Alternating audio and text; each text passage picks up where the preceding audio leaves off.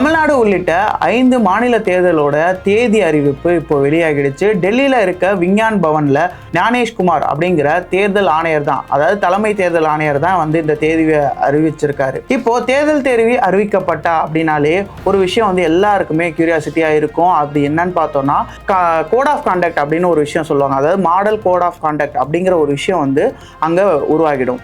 இப்போ மக்களால் தேர்ந்தெடுக்கப்பட்டு முதலமைச்சர் ஆகி எம்எல்ஏ ஆகி அமைச்சராகின இவங்களுக்கு எல்லாத்துக்குமே இந்த தேர்தல் முடிகிற வரைக்கும் பார்த்தீங்கன்னா ஒரு பவர் இருக்கவே இருக்காது.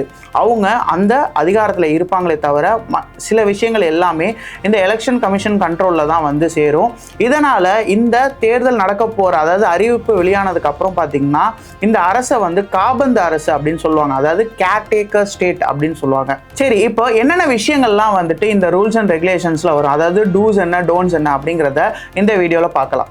இந்த கட்டுப்பாடுகள் ரெஸ்ட்ரிக்ஷன்ஸ் ஏன் அப்படின்னு பார்த்தோன்னா, ஒரு தேர்தல் ஒரு நியாயமாகவும் எல்லாருக்கும் சமமானதாகவும் இருக்கணும் அப்படிங்கிற ஒரு காரணத்தினால தான் இப்போ ஆளுங்கட்சியினர் அவங்களுக்கு ரொம்பவே பவர் இருக்குது அப்படிங்கிறனால இந்த எலெக்ஷனை அவங்களுக்கு ஏற்றா போல ஒரு துஷ்பிரயோகம் பண்ணிடக்கூடாது அப்படிங்கிறனால தான் இந்த எம்சிசிங்கிற மாடல் கோட் ஆஃப் கான்டக்ட் உருவாக்கப்பட்டிருக்கு. இந்த கட்டுப்பாடுகள் மூலமாக நல்ல ஒரு தேர்தல் நடத்தலாம் அப்படிங்கிறது தான் இதனுடைய நோக்கமாகவும் இருக்குது.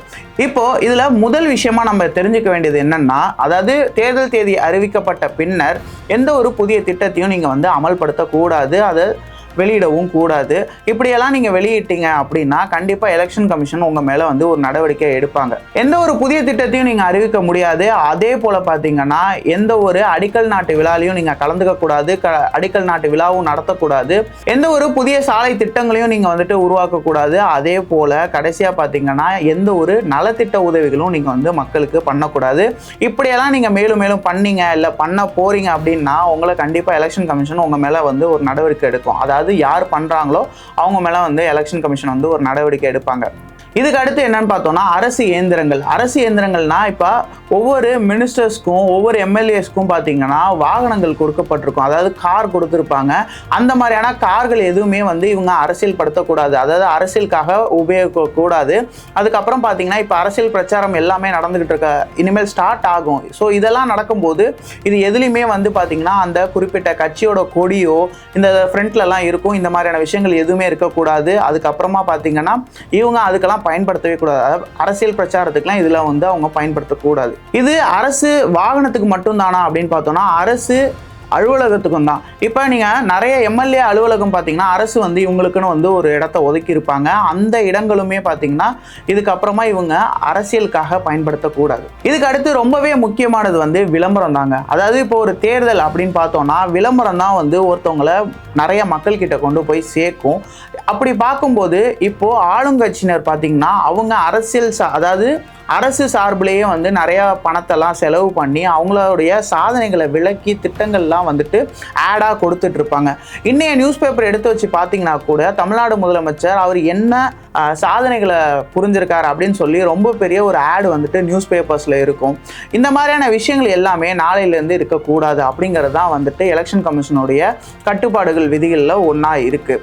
இந்த மாதிரியான ஆட்ஸ் எல்லாத்தையுமே ரெஸ்ட்ரிக்ட் பண்ணிடுவாங்க. இதுக்கப்புறமா டிவிலையும் பார்த்தீங்கன்னா இந்த திட்டங்கள் வச்சு விளக்கி இந்த மாதிரியான ஆட்ஸ் எதுவுமே வரக்கூடாது, அது எல்லாத்துக்குமே தடை அறிவிச்சிருவாங்க. இதுக்கப்புறம் பார்த்தீங்கன்னா ரோட்டோரங்களில் இருக்கிற அரசு விளம்பரங்கள் பேனர்கள் எல்லாமே அகற்றப்பட்டுரும். இப்போ பொதுவாக பார்த்தீங்கன்னா இப்போ ஒரு கட்சி சார்பாக, அதாவது அது ஆளுங்கட்சியாக இருந்தாலும் சரி எதிர்கட்சியாக இருந்தாலும் சரி இல்லை மூன்றாம் தர கட்சியாக இருந்தாலும் சரி எத்தனை தரப்பு கட்சியாக இருந்தாலும் அவங்களுடைய வரவேற்புக்காக கட்சி சிம்பிளில் போட்டு வரைஞ்சி எழுதி இந்த மாதிரி நிறைய பெயிண்டிங்ஸ்லாம் இருக்கும். அது எல்லாத்தையுமே பார்த்தீங்கன்னா தேர்தல் கமிஷன் இப்போ வெள்ளை பெயிண்ட் அடித்து அழிக்க ஆரம்பிச்சிருவாங்க.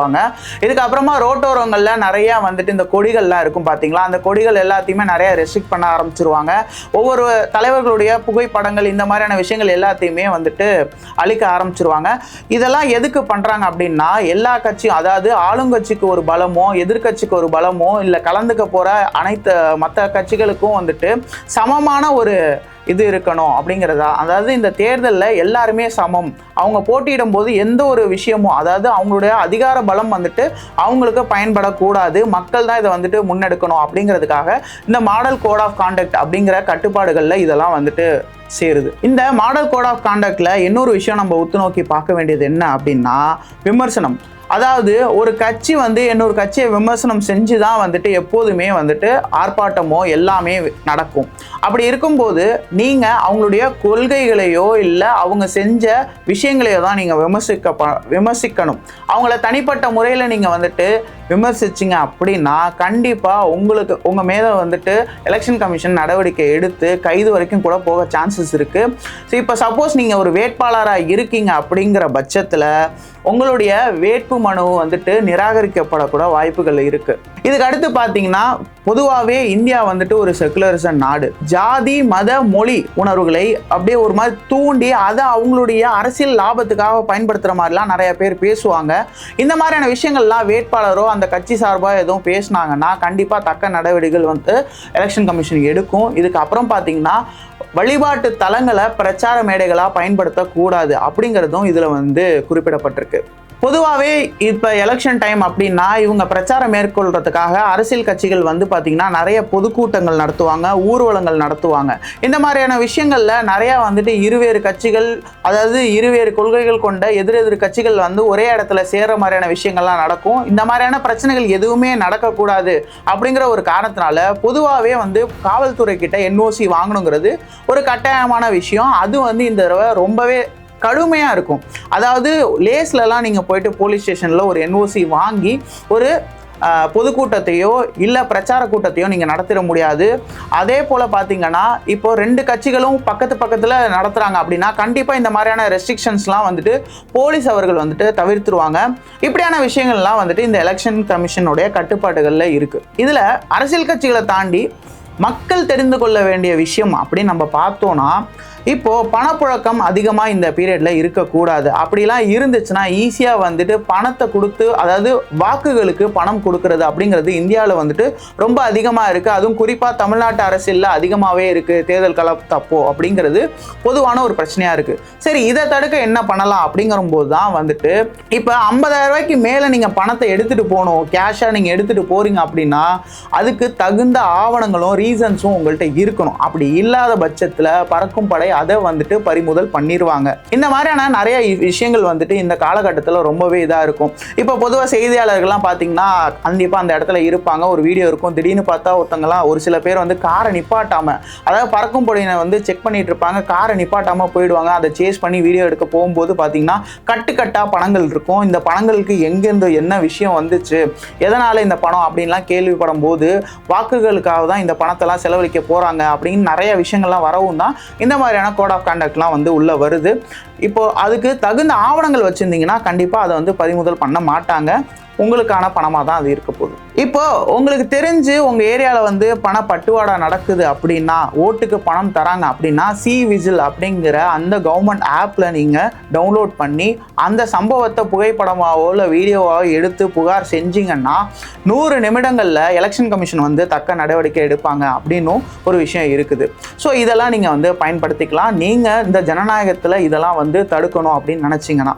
இப்போ பொதுவாக பார்த்தீங்கன்னா ஒரு வேட்பாளர் அப்படின்னு இருக்காங்கன்னா எலெக்ஷன் அப்போது நிறைய செலவுகள் வரும். அப்படி அவங்க செலவு பண்ணுறதுக்குங்கிறது கூட ஒரு கட்டுப்பாடு இருக்குது. எந்த அளவுக்கு கட்டுப்பாடு இருக்குன்னு பார்த்தீங்கன்னா ஒரு கேண்டிடேட் 40 லட்சம் வரைக்கும் தான் செலவு செய்யலாம். அப்படி அந்த 40 லட்சத்துக்கு மேலே அவங்க செலவு செய்யும் பட்சத்தில் அவங்களுக்கு பிரச்சனைகள் தான் மேலும் மேலும் வரப்போகுது அப்படிங்கிறது அர்த்தம். ஏன்னா அவங்க அசால்ட்டாக நிராகரிக்கப்பட்டுட்டு போய்கிட்டே இருப்பாங்க எலெக்ஷன் கமிஷன் வாயிலாக. இப்போ இதெல்லாம் எப்படி அவங்க பார்த்துப்பாங்க அப்படின்னு கேட்டிங்கன்னா எலெக்ஷன் கமிஷன் சார்ந்து ஒவ்வொரு கேண்டிடேட்ஸ்க்கும் வந்து பார்த்தீங்கன்னா பறக்கும் படை இந்த மாதிரியான சூப்பர்வைசிங்கான ஆட்கள் இருந்துக்கிட்டே இருப்பாங்க. அவங்க எல்லாருமே பார்த்தீங்கன்னா அந்த ஃபுல் ஆடிட்டிங்லேருந்து கணக்கு வழக்குகள்லேருந்து எல்லாத்தையுமே பார்த்துட்டு இருப்பாங்க. ஸோ இப்படி ஒவ்வொன்றத்தையும் ஒவ்வொருத்தங்க வந்து நோட் பண்ணிக்கிட்டே இருப்பாங்க. அப்படி நோட் பண்ணிட்டு இருக்கும் பட்சத்தில் அவங்க ஏதாச்சும் ஒரு அசம்பாவிதம் தவறாக பண்ணிட்டாங்கன்னா ஈஸியாக எலெக்ஷன் கமிஷன் அவங்கள தூக்கிட்டு நிராகரிச்சுட்டு போயிட்டே இருப்பாங்க.